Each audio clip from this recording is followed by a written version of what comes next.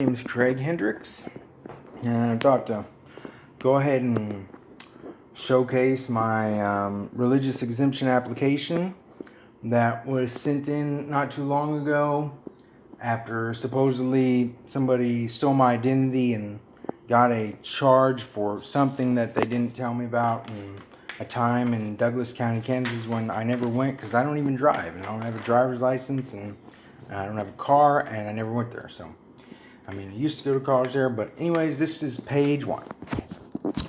So, this is the religious exemption application annotated.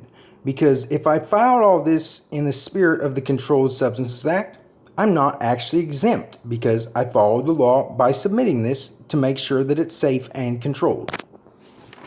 This is the back page. And this is the religious exemption, page 1. And I titled it Nexemption. And I'll follow this up with pictures.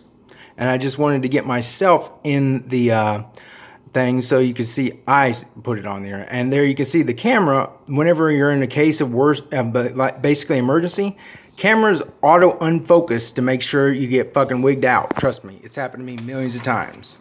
Maybe not millions, but a couple times that I know that it happens. Not to mention pins stop working.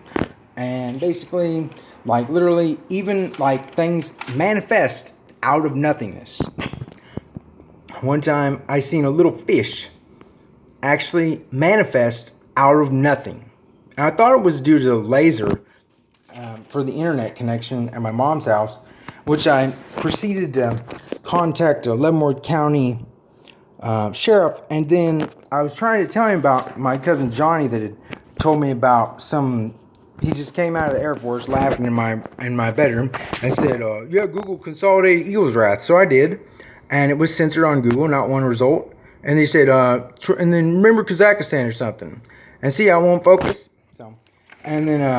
So I told him that, and then he pretty much made me go to Osawatomie State Mental Hospital in Kansas. I was like, okay, thanks.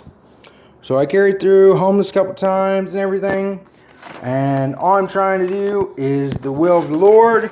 And like Apostle Paul said, that remember my chains because they're hard to break. Whenever you're shackled to righteousness and you work for the Lord 24/7, well, nothing can make you waver. You can't waver because you're chained to the Lord. And this is proof that I'm not exactly a religion. I'm preaching the truth of God, not religion, which is kind of mixed in, brainwashing, some true, some infuriating, some of it almost true, a documentation of people as if they're gods themselves, as if witchcraft isn't a religion, as if Christianity isn't just witchcraft.